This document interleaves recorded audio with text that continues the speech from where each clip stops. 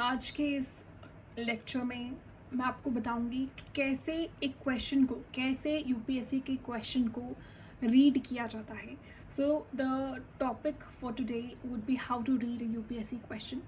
Okay, क्योंकि बहुत बार क्या होता है, बच्चों को क्वेश्चंस पढ़ने में प्रॉब्लम आती है। तो ये हमारी एक सीरीज़ रहेगी जहाँ पर मैं आपको बताऊंगी कि क्वेश्चन को या क्वेश्चन पेपर को किस तरीके से अटेम्प्ट किया जाता है। ठीक है, कई बार ऐसा होता है, हर बच्चे को ना नॉलेज होता है। आप दो बच्चे ले लीजिए, दोनों को ही नॉलेज होगा, लेकिन एक के मार्क्स 80 होंगे, एक के 120 होंगे। वो जो डिफरेंस आता है ना, नॉलेज सेम होता है, लेकिन आप उस नॉलेज को एग्जीक्यूट कैसे करते हो वो बहुत मैटर करता है। क्यों? क्योंकि एक को क्वेश्चन अच्छे से समझ आया और दूसरे को क्वेश्चन अच्छे से समझ नहीं आया। ठीक है, तो आज जो हमारा रहेगा वो PYQs को समझने का, PYQs को डिकोड करने का मेन ऑब्जेक्टिव रहेगा कि कैसे एक क्वेश्चन को समझा जाता है। और इसे हम एक बार नहीं पढ़ते, किसी भी PYQ को ना हम एक बार नहीं पढ़ते हैं। हम उसको जब पढ़ते हैं तो हमें उसे डिकोड करना होता है और समझना होता है कि यूपीएससी क्या पूछना चाह रहा है। ठीक है, और यूपीएससी क्या नहीं पूछ रहा है। ठीक है, जब भी हम कोई टॉपिक देखते हैं, सबसे पहले ये देख लीजिए, अभी हमारे पास ये टॉपिक है। यहाँ पर एक टॉपिक है इस तरीके से, अगर आप देखेंगे, discuss the challenges involve in collecting data through census method. तो जो सेंसस मेथड है आपने पढ़ा होगा, आप एकदम से सेंसस मेथड को रिकॉल करोगे। यहाँ क्वेश्चन भूल गए क्या लिखा हुआ है, एक बार आपने पढ़ा, census method, collecting data, challenges. Main आपका क्या फोकस रहा यहाँ पर? Census method. आपने याद किया, अच्छा भाई सैम्पलिंग टाइप्स थी, सेंसस मेथड था, आपने याद किया, रिकॉल करने की कोशिश की। और जो भी आपको आता है, क्योंकि आपने इतने साल मेहनत की होती, तो आपको लगता है everything has to be written down there. आपको क्वेश्चन की डिमांड को समझना पड़ेगा। You really need to understand what the question is asking, what the UPSC is asking. Like ये चीज़ अगर आप डिफ्रेंशिएट कर पाओगे कि यूपीएससी क्या पूछ रहा है और यूपीएससी क्या नहीं पूछ रहा है। ठीक है, सो हम क्वेश्चंस को डिकोड करना समझेंगे। ठीक है, हमें क्वेश्चंस को पता होगा कि कैसे समझना है। देखो, 4-5 चीज़ें हैं जो हमें एक यूपीएससी के क्वेश्चन को समझनी होती है। जब हम यूपीएससी के क्वेश्चन को देखते हैं ना, जब भी हम एक यूपीएससी के क्वेश्चन को देखते हैं, we have to understand few things. और वो 4-5 चीज़ें क्या रहती हैं? डायरेक्टिव हमारा कीवर्ड, हमारा स्कोप और डिमांड ऑफ द क्वेश्चन। ये 4 चीज़ें जो बहुत इंपॉर्टेंट हो जाती हैं किसी भी क्वेश्चन को डिकोड करने के लिए। ठीक है, सो जब भी हमारे पास क्वेश्चन पेपर सामने आता है तो हम एक लार्जर टॉपिक को ढूंढने की कोशिश करते हैं। फॉर एग्जांपल, हमारे पास एक टॉपिक आ जाता है कास्ट। ठीक है, देखो, एक क्वेश्चन पूछा है कास्ट को, लेकिन आप इस पूरे कास्ट के टॉपिक को याद करके जो भी आपको आता होगा ना वो सारा लिख लोगे। अगर ओरिजिन पता है वो भी लिख लोगे, फंक्शन पता है वो भी लिख लोगे, प्रॉब्लम पता है वो भी लिख लोगे, चेंजेस पता है वो भी लिख लोगे, सब कुछ लिख लोगे।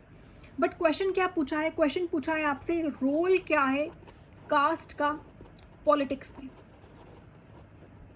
हमें यहाँ पर ये चीज़ समझने की ज़रूरत है कि क्वेश्चन क्या पूछा जा रहा है, ना कि आपको क्या आता है वो।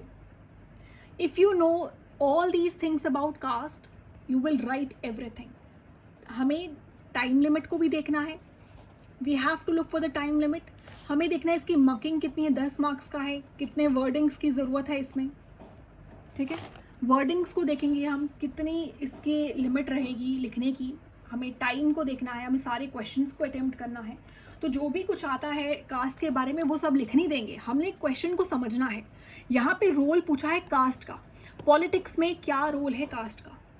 तो जो यूपीएससी होता है ना, ये क्वेश्चन को नैरो डाउन कर देता है, बहुत स्पेसिफिक पूछा है उसने। ठीक है, जनरल व्यू नहीं आपसे कास्ट का पूछा कि जनरल बता दो। रोल किसका? कास्ट का, लेकिन किस में? पॉलिटिक्स में। तो पॉलिटिक्स यहाँ पर मेन है कि सिर्फ पॉलिटिक्स की पूछिए और इसी पॉलिटिक्स के आप अलग अलग डोमेन्स को कवर करोगे। ठीक है, सबसे पहला जाता है हमारा directive. The very first is directive. यहाँ पे मैंने डायरेक्टिव लिखा है।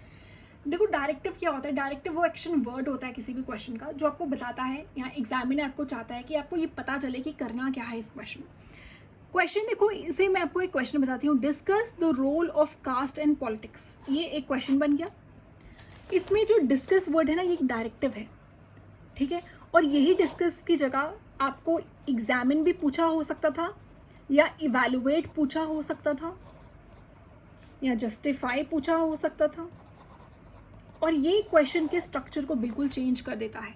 हमेशा याद रखिएगा, एवरी डायरेक्टिव चेंज, कोई भी अगर डायरेक्टिव चेंज हुआ ना, ये सारे डायरेक्टिव्स हैं, जस्टिफाई, इवैल्यूएट, एग्जामिन, डिस्कस, कोई भी डायरेक्टिव अगर चेंज होता है, ठीक है, तो वो ना आपके स्ट्रक्चर ऑफ योर आंसर को बदल देता है। And we will study them separately, हम इसको एक नेक्स्ट लेक्चर में कोशिश करेंगे कवर करने की कि जस्टिफाई का क्या मतलब होता है जब जस्टिफाई पूछा जाता है या इवैल्यूएट पूछा जाता है। अभी ना मेरे सामने एक क्वेश्चन पेपर है मेरे हाथ में, ठीक है, इसमें हम देख लेते हैं डायरेक्टिव्स कितने पूछे गए हैं, ठीक है, और इससे आपका आंसर वाकई चेंज होता है। The very first if you will read comment है, जस्टिफाई योर आंसर है, डिस्कस, यहाँ पे जस्टिफाई पूछा है, ऊपर कमेंट पूछा है, यहाँ डिस्कस पूछा है, यहाँ एक्सप्लेन पूछा है, यहाँ क्रिटिकली एग्जामिन पूछा है, यानी कि ये क्वेश्चंस के स्ट्रक्चर को बदल देता है। अभी यहाँ है critically examine max weber theory of social stratification, आपको जो भी पता था स्ट्रैटिफिकेशन के बारे में आपने बता दिया, सोशल स्ट्रैटिफिकेशन के बारे में, आपको मैक्स वेबर के बारे में जो कुछ पता आपने वो बता दिया, और थोड़ा बहुत तो आप झूठ मूठ का कनेक्ट भी करने लग जाते हो अगर आपको याद नहीं आ रहा है तो। लेकिन क्वेश्चन डिस्कस नहीं पूछा है, एल्यूसिडेट नहीं पूछा है, यहाँ क्रिटिकली एग्जामिन लिखा है, ठीक है, तो डायरेक्टिव को समझना बहुत ज़रूरी है, because this is the action word of the question, right. And ये कहीं ना कहीं एग्जामिनर आपको हिंट दे रहा होता है कि मैं क्या एक्सपेक्ट कर रहा हूँ इस आंसर में लिखने के लिए, क्योंकि क्वेश्चन में ये पूछा है, that is the demand of the question, right. यहाँ पे फ्रॉम द व्यू पॉइंट पूछा है, रिलेट कैसे करते हो, how is sociology related to common sense, ठीक है, ये हो गया सिंपल सा। यहाँ सिंपल पूछा है एक्सप्लेन करिए, एक्सप्लेन, यहाँ पूछा है क्रिटिकली एग्जामिन, यहाँ एक्सप्लेन और इलस्ट्रेशंस, एक्सप्लेन भी पूछा है और इलस्ट्रेशंस भी पूछा है, ठीक है। एक्सप्लेन, इलस्ट्रेशंस जब लिखा है तो किस तरीके से आंसर करना है, डिस्कस पूछा है, डिस्क्राइब द रोल पूछा है, हाईलाइट द रोल्स पूछा है, एक जगह डिस्क्राइब है एक जगह हाईलाइट है, तो ये सारे क्या हैं, ये सारे जो हैं डायरेक्टिव्स हैं, ठीक है। एंड हम hopefully will study them separately, ठीक है, क्योंकि ये बहुत ही लंबा लेक्चर हो जाएगा फिर अगर मैं आपको हर चीज़ समझाने लगूंगी एक ही लेक्चर में, and you will of course loose interest. तो पहले मैं मेन चीज़ों को कवर करती हूँ। क्रिटिकली एग्जामिन फिर से पूछा है, डू यू अग्री, आप अग्री करते हैं कि नहीं, जस्टिफाई करें अपने आंसर को, ठीक है। एक्सप्लेन द कॉन्सेप्ट और इलस्ट्रेशंस भी पूछिए, हाउ हैज़ द आइडिया, फिर सूटेबल एग्जाम्पल्स के साथ समझाइए। तो ये आपको याद रखना है कि क्वेश्चन का जब डायरेक्टिव बदल जाता है तो उसका स्ट्रक्चर ऑफ आंसर भी बदल जाता है। देन कम्स कीवर्ड, अब आ जाता है हमारा क्वेश्चन कीवर्ड पे। कीवर्ड क्या होता है, देखो keyword is like the heart of the question, ठीक है, ये आपको बताते हैं कि एग्जैक्ट टॉपिक क्या है जिसके रिवॉल्व करना है, जिसके अराउंड आपको रिवॉल्व करना है, ठीक है। फॉर एग्जाम्पल कास्ट है, यहाँ पर एक क्वेश्चन देख लीजिए, discuss the role of caste in politics, आपको रिवॉल्व करना है अराउंड कास्ट इन पॉलिटिक्स, आपको इसी के अराउंड रिवॉल्व करना है, ठीक है। फॉर एग्जाम्पल आपसे क्वेश्चन पूछा जाता है, role of education in social mobility बताएं, फॉर एग्जाम्पल आपसे क्वेश्चन पूछा जाता है, discuss the role of education in social mobility, ये आपसे क्वेश्चन पूछा गया है। डिस्कस करें जो रोल है एजुकेशन का सोशल मोबिलिटी में, इसमें कीवर्ड्स क्या हैं, एजुकेशन, सोशल मोबिलिटी, रोल, ये सारे कीवर्ड्स हैं जो आपको समझने की ज़रूरत है। Same goes here, discuss the role, role आपका कीवर्ड है, कास्ट आपका कीवर्ड है, पॉलिटिक्स आपके कीवर्ड है, ठीक है, ये तीनों आपके कीवर्ड्स हैं, आपको समझने हैं, ठीक है। सो यहाँ पे जब हम discuss the role of education in social mobility की बात कर रहे हैं, अगर if you start writing about history क्या रहती है एजुकेशन की, एजुकेशन पॉलिसीज़ क्या रहते हैं, या आपका लिटरेसी रेट क्या रहता है, तो वो चीज़ें इररेलेवेंट हो जाती है, एवरीथिंग बिकम्स इररेलेवेंट, क्योंकि क्वेश्चन कुछ और पूछा और आप कुछ और ही बता रहे हो। यूपीएससी ने क्या पूछा है आपसे, एजुकेशन का रोल क्या है सोशल मोबिलिटी में, you have to know that what is the role of education in social mobility. The question is not about education in general, ये समझना है आपको कि एजुकेशन को जनरल कुछ भी उठा के नहीं लिख लेना एजुकेशन के बारे में। क्वेश्चन क्या पूछा है, क्वेश्चन क्या पूछना चाह रहा है, वो समझने की बहुत ज़रूरत है। थर्ड हमारी चीज़ आती है, ऊपर लिखा है मैंने स्कोप। 4 चीज़ें हैं यूपीएससी क्वेश्चन को जब हम देखते हैं ना, ये 4 चीज़ें हैं, directive, keyword, scope, demand. Directive देख लिया, कीवर्ड देख लिया, अब हम स्कोप समझेंगे एंड देन उसके बाद डिमांड। ठीक है, जब भी हम स्कोप की बात करते हैं ना, देखो स्कोप का मतलब होता है एक आंसर की कितनी बाउंड्री रहेगी। ठीक है, अगर क्वेश्चन कह रहा है कि क्वेश्चन आपसे पूछा गया है कुछ something related to India, in India, ठीक है, अब आप वर्ल्ड एग्जाम्पल्स नहीं लिखोगे। ठीक है, ध्यान से सुनिएगा, अगर आपके इंडिया के बारे में पूछा है ना, तो आप इंडिया के बारे में लिखिए, इंडिया के एग्जाम्पल्स दीजिए, आप वर्ल्ड एग्जाम्पल्स मत डालिए। ठीक है, वर्ल्ड की एग्जाम्पल्स आपने 2 पेजेस में भर दिए। तो स्कोप क्या होता है, एक आंसर की बाउंड्री कितनी रहेगी। ठीक है, फॉर एग्जाम्पल एक क्वेश्चन आपसे पोस्ट इंडिपेंडेंस के बारे में पूछा है, क्वेश्चन आपसे पोस्ट इंडिपेंडेंस के बारे में पूछा है, आपने वैदिक पीरियड से शुरू कर दिया। आपने आई थिंक जीएस के सब्जेक्ट्स पढ़े होंगे, वैदिक पीरियड पढ़ा होगा एंशिएंट हिस्ट्री में। ठीक है, तो आपने वैदिक पीरियड से शुरू कर दिया कहानी सुनाना। Don't do that, please please don't do that. Question आपसे इकोनॉमिक इम्पैक्ट पूछ रहा है, आप पॉलिटिकल इम्पैक्ट लिख रहे हो। इकोनॉमिक इम्पैक्ट अगर आपको आ नहीं रहा है तो कुछ भी डाल रहे हो, डोंट डू दैट।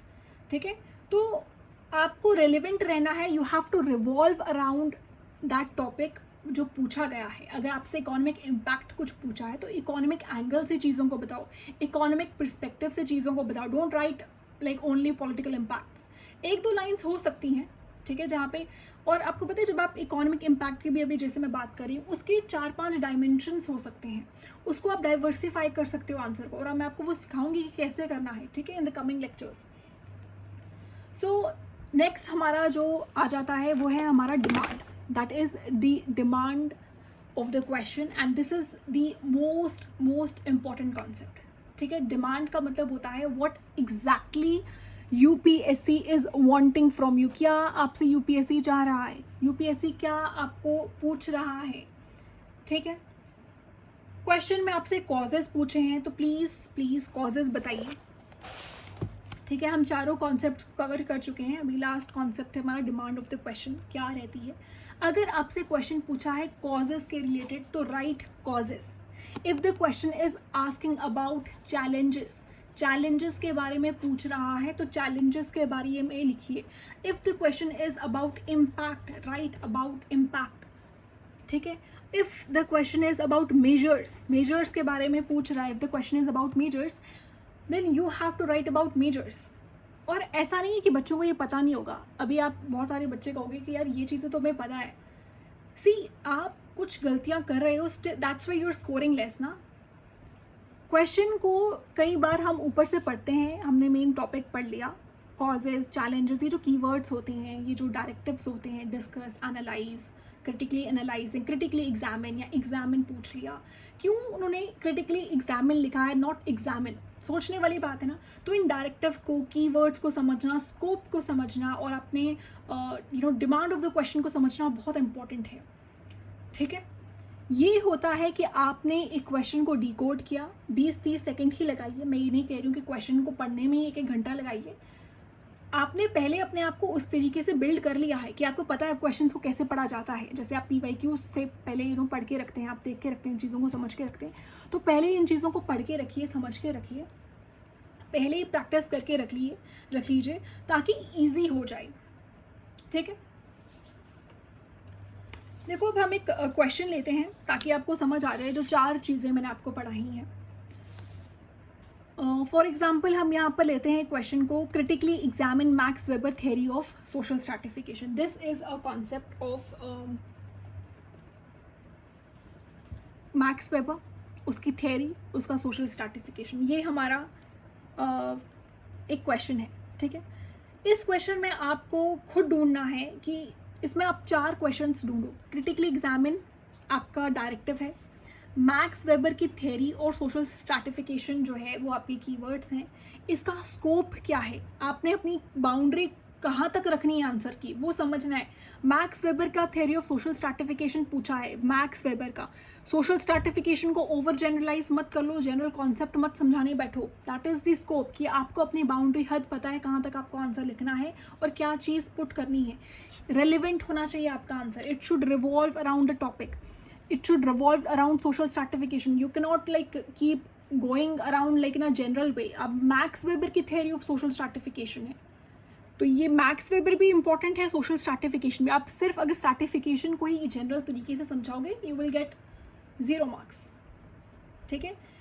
स्कोप हो गया, डिमांड क्या है, एग्जैक्ट डिमांड क्या है क्वेश्चन की। जैसे ही ये चारों आपने आइडेंटिफाई कर लिए, the way you have identified all the 4 things, now you are then ready to right.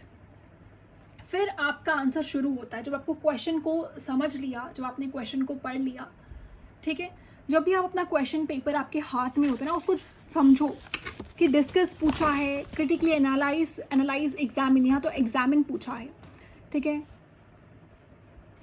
From the view point of growing importance of multi disciplinarity, how do you, आप कैसे रिलेट करते हैं। डायरेक्ट आपको question पूछा है कि आप कैसे रिलेट करते हैं सोशियोलॉजी टू अदर साइंसेस। आपका नॉलेज भी होता है, ठीक है, आपने पढ़ा हुआ है, उसको किस तरीके से अमालगमेट करना है अपने नॉलेज को, जो आपने पढ़ा हुआ नॉलेज है उसके साथ। यानी कि यहाँ पे आप कैसे रिलेट कर रहे हो सोशियोलॉजी को, आपका खुद का नॉलेज भी होगा कि मैं कैसे रिलेट कर सकती हूँ इसको बाकी सोशल साइंसेस के साथ, साथ में जो आपने पढ़ा है, ठीक है। चीज़ों को समझने की कोशिश करो, क्या पूछा है। और डिमांड बहुत ज़रूरी है क्वेश्चन। हम आपने सुना होगा यूपीएससी टॉपर्स है ना, वो हमेशा बात करते हैं कि understand the demand of the question. If you have understood the demand of the question you will get to know कि कैसे आंसर करना है। बट वो बताते नहीं हैं कभी भी कि क्या डिमांड ऑफ द क्वेश्चन है, कैसे करना है, कैसे चीज़ों का पता चलता है, ठीक है। तो मैं होपफुली आपको एक एक लेक्चर्स लाऊंगी, एक एक एपिसोड्स लाऊंगी आपके लिए, जहाँ मैं आपको बताऊंगी जब जस्टिफाई लिखा होता है तो उसको किस तरीके से आंसर करते हैं, जब डिस्कस लिखा है तो उसको किस तरीके से आंसर करते हैं, जब एक्सप्लेन लिखा है तो उसको किस तरीके से आंसर करते हैं, and so on goes with other question also. Critically examine है, ऊपर एक्सप्लेन लिखा हुआ है, उसको किस तरीके से आंसर करना है। Do you think and then justify your answer. कहीं पर इलस्ट्रेशंस मांगी गई हैं, कहीं पर एलुसिडेट लिखा हुआ है। देखिए एक पेपर में कितनी की टर्म्स को और कितनी डायरेक्टिव्स को यूज़ किया गया है। यू थिंक दैट कि एक क्वेश्चन पेपर है वो एक्सप्लेन भी तो लिख सकते थे, they have written elucidate, explain यहाँ पर है, give your comments. Are you understanding what I'm telling to explain it to you? Like they are giving you the directions and the instructions, but you are not able to identify it. उन्होंने questions में पूछा, यहाँ explain करें, यहाँ critically examine करें, यहाँ critically compare करें। अब देखिए ये question ही कैसे different हो जाता है ऊपर वाले question से। वो तो obviously different होगा ही, इसका जो keywords रहेंगे, जो question है एक दूसरे से differ करेगा, but critically compare है,